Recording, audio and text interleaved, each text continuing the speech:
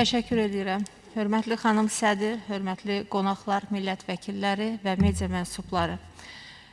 Mən də hər birinizi salamlayıram və hörmətli xanım sədr, sizi ilk növbədə növbəti uğurlu səfəriniz münasibəti ilə və eyni zamanda hörmətli həmkarımız Ramil Həsəni Türkbada məsul bir vəzifəyə seçilməsi münasibəti ilə təbrik etmək istəyirəm.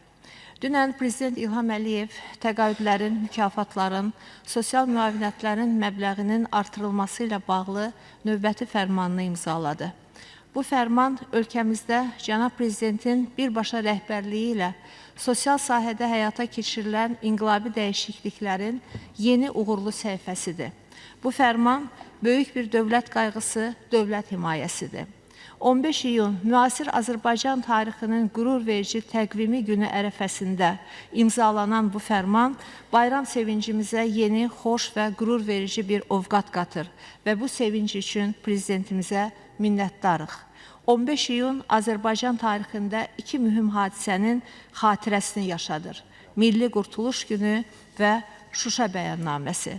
Müzakirə etməkdə olduğumuz 2024-cü il dövlət büdcəsinin icrası haqqında qanun layihəsi də öz başlanğıcını, təməlini elə 15 iyun Qurtuluş günündən və onun məntiqi davamı olan böyük zəfərimizdən, bu zəfərin təntənəsi olan Şuşa bəyannaməsindən alır.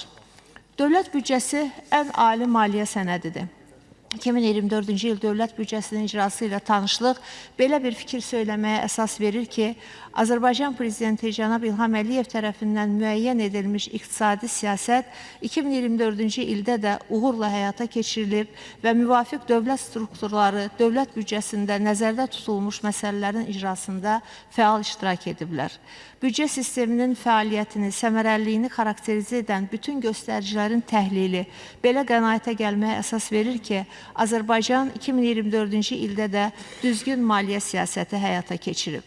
2024-cü ildə ölkəmizdə əldə edilən iqtisadi artım son illərdə həyata keçirilən dinamik, güclü inkişaf strategiyasının məntiqi nəticəsidir. Və bu büdcə layihəsi icrası haqqındakı qanun layihəsi də sosial rifaha, inkişafa, əmin-amanlığa, sabitliyə xidmət edir. 2024-cü ildə əhalinin sosial rifahının yaxşılaşdırılması, büdcədən maliyyətləşən təşkilatlarda çalışan işçilərin əmək haqqının, pensiya və müavinətlərin artırılması üçün ölkə başçısı tərəfindən çox sayda sərəncamlar imzalanmışdır. İmzalanan bütün sərəncamlar, fərmanlar, hazırlanan layihələr Azərbaycanda insan amilinin, insan kapitalının daha da inkişafına, güclü Azərbaycan modelinin daha da təkmilləşməsinə, bölgədə və dünyada yüksələn və layiqli yer tutan Azərbaycanın dəmir iradə siyasətinin getdikcə daha da böyük arealda bərqərar olmasına yönəlib.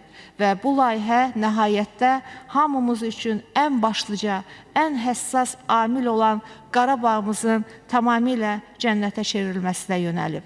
Mən 2024-cü ilin dövlət büdcəsini layiqincə icra edən bütün strukturlara təşəkkür etməklə bərabər, eyni zamanda bu qanun layihəsinə səs verəcəyimi bildirirəm və bütün hörmətli həmkarlarımı da səs verməyə dəvət edirəm. Diqqətinizə görə sağ olun.